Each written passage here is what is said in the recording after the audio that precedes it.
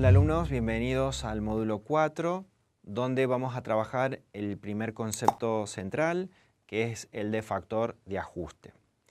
Las operaciones financieras, como ustedes ya saben, es una operación a través del tiempo y que eso genera riesgo de disminución del poder adquisitivo por cuestiones, por ejemplo, de inflación.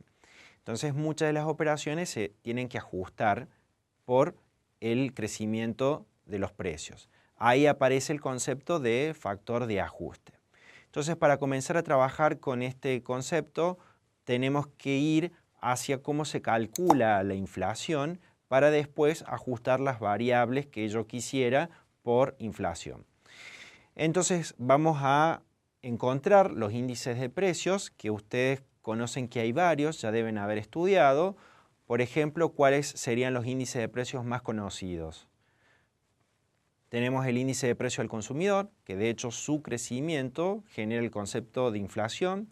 También tenemos conceptos del índice de precios mayoristas y otro índice que es muy común, que es utilizado para ajustar variables, es el índice de costo de la construcción. En este caso vamos a obtener un índice de precios por la metodología de Laspers y de Pasch con siguientes datos, ¿sí? Con los datos que aparecen ahí en la tabla. Tenemos 2 años y 2 bienes. Para cada bien tenemos el dato del precio y la cantidad. Entonces, ¿cuál sería el índice de precios siguiendo la fórmula de Laspers y cuál sería la fórmula de Pasch? Antes de entrar al tema de los cálculos, me gustaría preguntarles cuál es la diferencia entre estas dos metodologías, la de Laspers y la de Pasch. La diferencia es que en Laspers uno va a tomar la canasta del periodo base, ¿sí? Es decir, la canasta de bienes del periodo base. Mientras que en el índice de Pasch yo voy a contemplar la canasta del año actual. Entonces, el índice de precio de Laspers se obtiene de acuerdo a un cociente donde en el numerador voy a tener el valor de la canasta a precios actuales de la canasta del año base. Y en el denominador voy a tener el valor de la canasta del periodo base. Entonces yo comparando entre el numerador y el denominador, es decir, si el numerador es más alto que el denominador, me está diciendo que los precios han crecido. Si ustedes observan la fórmula de Laspers, la única diferencia que tienen es los precios, ¿sí? Porque las cantidades son siempre las mismas, son las del periodo base. Entonces, si calculan el índice de precios siguiendo Laspers, saben que el año 0 sería tomado como año base, siempre asume el valor de 100, entonces tendría sentido calcular para el año 1. En ese caso tenemos que para el año 1 un valor de índice de precios de 113,86. Fíjense que tanto en el numerador como en el denominador la cantidad es siempre la misma, ¿sí? 125 para el bien A y 12 para el bien B. En cambio en Pasch lo que me hace es actualizar la canasta periodo tras periodo. Todos los años hay que actualizar la canasta. Entonces la diferencia entre uno y otro es la canasta, ¿sí? Pero ambos me miden la evolución de los precios, ¿sí? La diferencia entre el numerador y el denominador está dado en los precios. Si crece ese cociente es porque están creciendo los precios. Si ustedes calculan por Pasch, me va a quedar que el índice de precios es 113,08. Nuevamente, si observan ese ratio, ese cociente, la canasta en Pasch también es constante, simplemente que ahora yo tengo la canasta del periodo actual.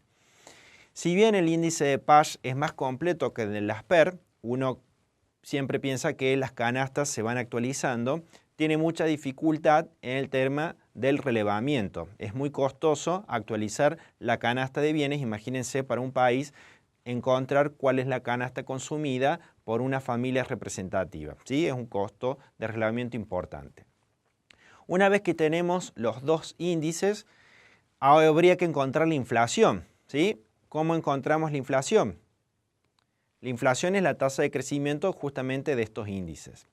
Bajo el sistema, bajo la metodología de Laspers, la inflación es de 13,86%, mientras que la inflación bajo PAYS es 13,08%.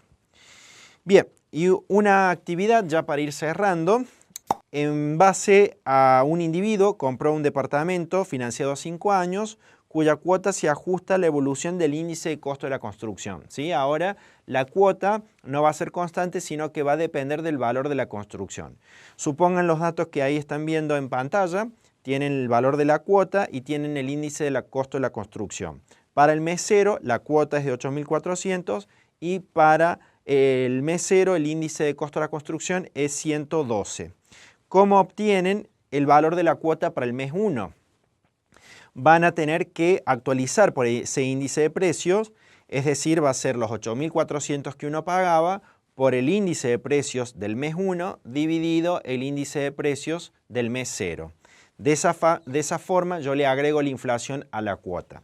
De la misma manera podría obtener para el mes 2 si yo tengo el dato del índice de costo de la construcción de ese mes 2, ¿sí? Entonces, para el mes 2 voy a tener que va a ser la cuota de 8.700 por 121 dividido 116. De esa manera incorporo la inflación a la cuota.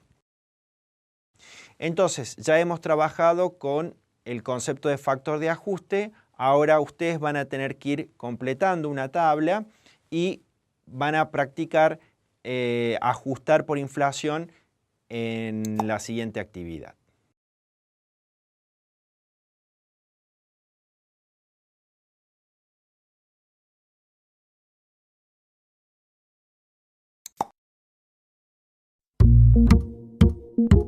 En pantalla observan la resolución incompleta de la actividad. Ustedes deberían haber actualizado la cuota con el índice de costo de la construcción. Ahí tienen el dato de la primera actualización, que es el mes de abril, y abajo el cálculo que deberían haber realizado. Y el ingreso mensual tendrían que haberlo actualizado a través del índice de precio al consumidor.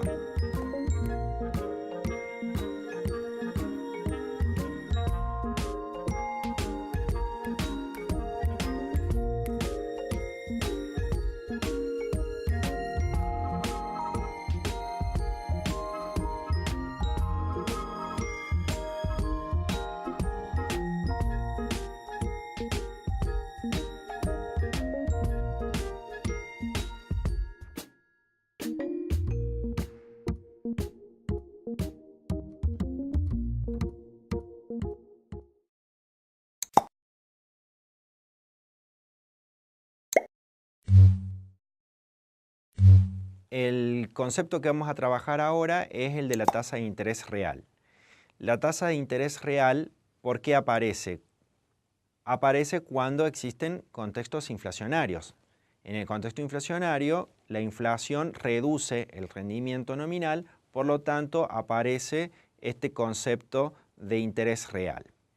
Entonces, me gustaría que reflexionen una frase de Sturzenegger que dice lo siguiente: necesitamos tasas de interés reales positivas para bajar la inflación, pero las necesitamos en estado estacionario porque la única manera de tener créditos es que haya alguien que quiera ahorrar en el sistema, en el sector financiero, ¿sí? Presidente del Banco Central.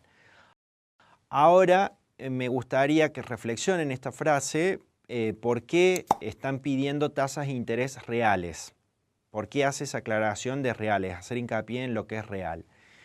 Acá justamente el economista está diciendo que las tasas de interés deben ser reales para que haya interés en ahorrar.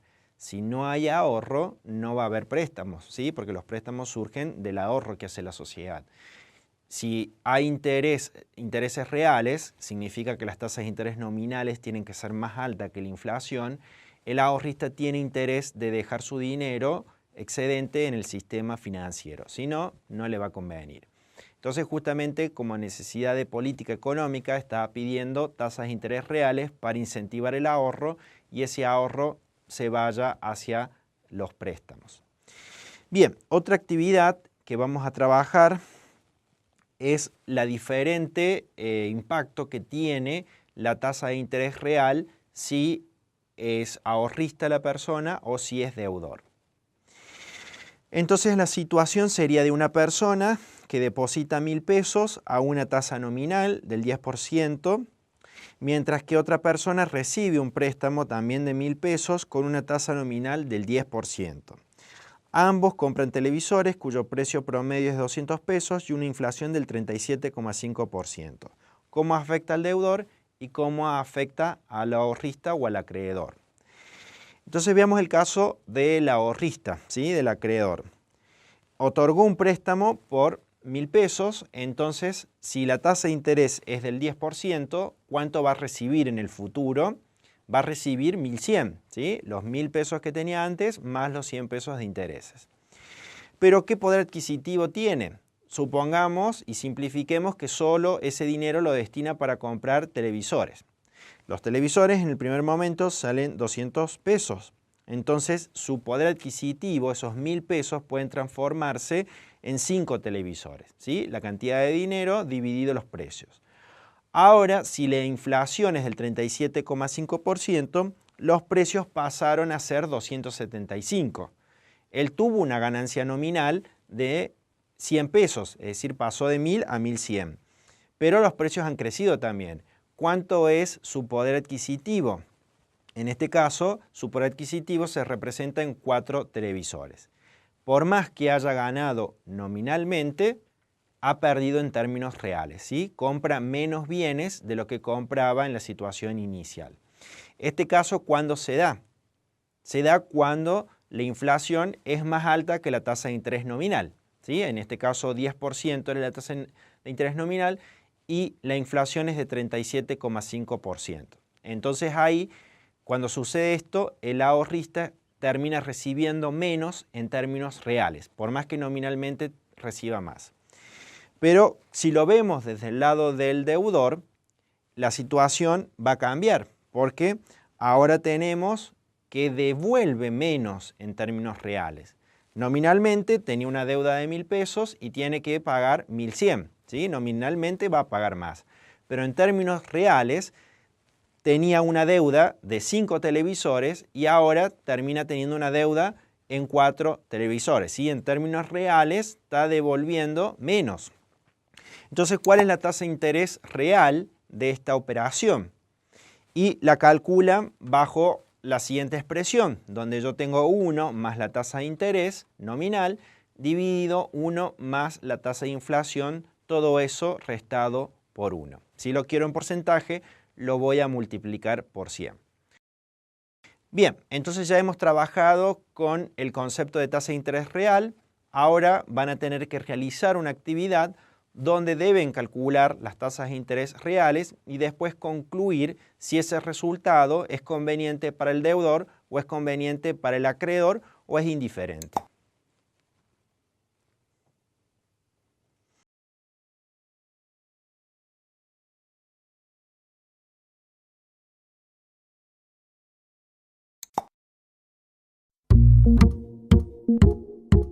Las claves de respuestas se observan en pantalla, tienen el dato calculado de la tasa de interés real de la primera situación, donde obtienen una tasa de interés real negativa de 12,6%. Y después tienen la conclusión para la situación número 3, donde coincide la tasa de interés nominal con la tasa de inflación. Entonces esa tasa real que tienen que haberla obtenido no favorece ni al deudor ni al acreedor.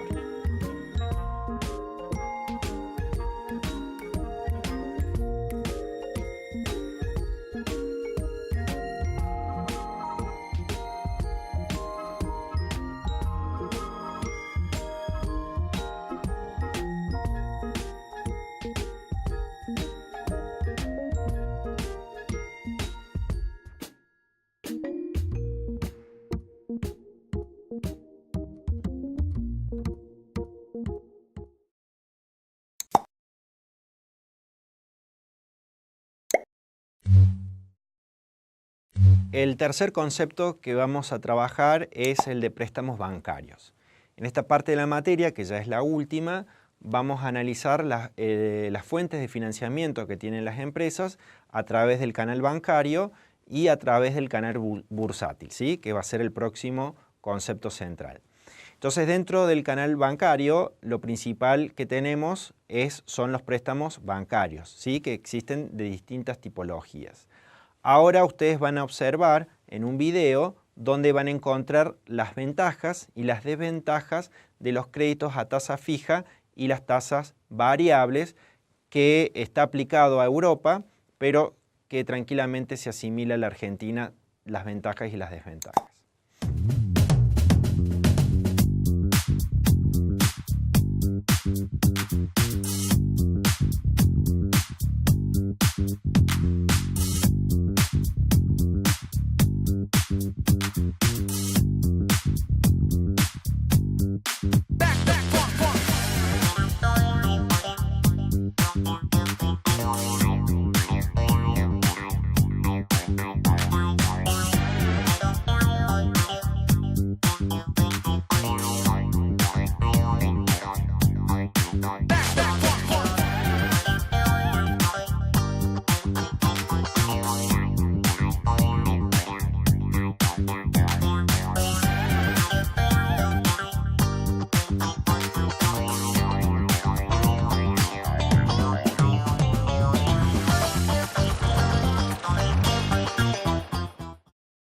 Ahora, pensando en los préstamos a las personas, el más difundido es, uno de los más difundidos, mejor dicho, son los préstamos hipotecarios. Generalmente la documentación que se tiene que presentar en los préstamos es muy similar y va a depender según la condición laboral en la que esté el trabajador. Por ejemplo, depende de si es un empleado en relación de dependencia, si es un contratado, o sea, por locación de servicio, que es lo que es el monotributista, o lo que son los autónomos. Entonces, como requisito general, siempre el banco va a buscar averiguar la identidad, ¿sí? Los bancos tienen un problema de riesgo moral, es decir, que no saben a quién le va a prestar, tienen que asegurarse de antemano de chequear que la persona a la que le van a dar el dinero sea lo más confiable posible. Porque una vez que se le otorga el préstamo, ya el banco perdió, ya no lo va a poder recuperar de forma fácil. Esa simetría de información que tienen los bancos se llama riesgo moral. Por eso muchas veces las entidades bancarias suelen pedir demasiados papeles para cubrirse de lo que se llama ese problema de riesgo moral. Entonces, como requisito general van a tener que presentar los DNI y algún resumen de tarjeta de crédito, ¿sí? Para saber en cómo está endeudado ese individuo y si tiene capacidad de devolución. Generalmente la relación cuota-ingreso es del 30%. Algunos hasta admiten el 40%. Después, para los empleados, es que serían como los más fáciles de chequear, de comprobar. Les piden los recibos de sueldo, que el empleador le haya hecho los aportes y las constancias de ANSES y la constancia de inscripción laboral, el CUIL. Para los contratados monotributistas y a los de locación de servicio, le van a pedir, si hay contrato, mejor, si no, la constancia de inscripción en el monotributo y la constancia de quit. Son los más débiles desde el punto de vista de interés por el banco porque son riesgosos, cualquiera puede darse de alta en un monotributo, no tienen facilidad para chequearlos. Muchos de los bancos saltean este requisito con una constancia de ingresos por parte de un contador público, ¿sí? Entonces el contador se encarga de revisar el facturero del monotributista y chequear qué ingresos tiene. Entonces con esa validación los bancos pueden ser un poco más permeables a entregarles préstamos de largo plazo a monotributistas. Y después están los autónomos, que ya son personas que tienen ingresos más altos, que ya declaran IVA y ganancias, entonces son más sólidos para la hora de prestar, de recibir un préstamo. Y si estaríamos hablando de créditos hipotecarios, ya se pide documentación de la vivienda a la que uno va a adquirir, ¿sí? Los planos, las escrituras, y si fuese un departamento, el reglamento de copropiedad. Bien, entonces ahora hemos terminado con el concepto.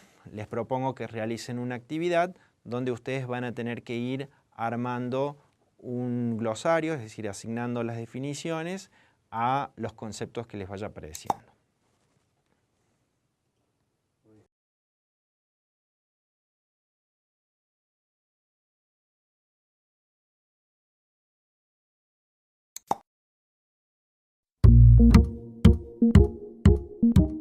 Bien, en la tabla están observando las respuestas de forma incompleta. En este caso les aparece la definición para las líneas de crédito comprometida y para los periodos de limpieza.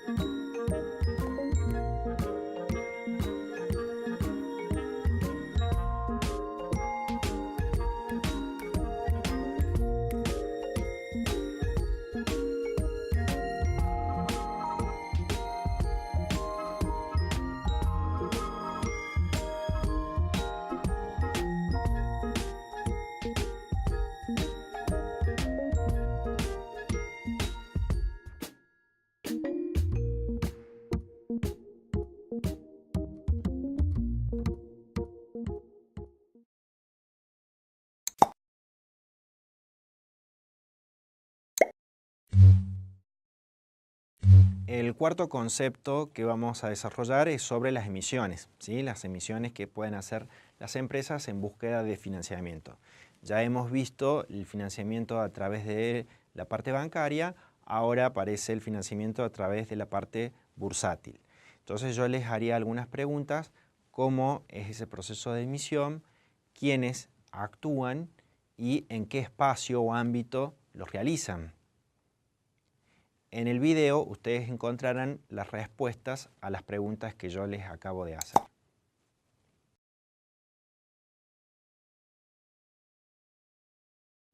Los principales partícipes del mercado de valores son los emisores y los inversionistas. Así, los emisores pueden colocar por primera vez entre los inversionistas, mediante una oferta pública primaria, valores mobiliarios como acciones, instrumentos de corto plazo o bonos.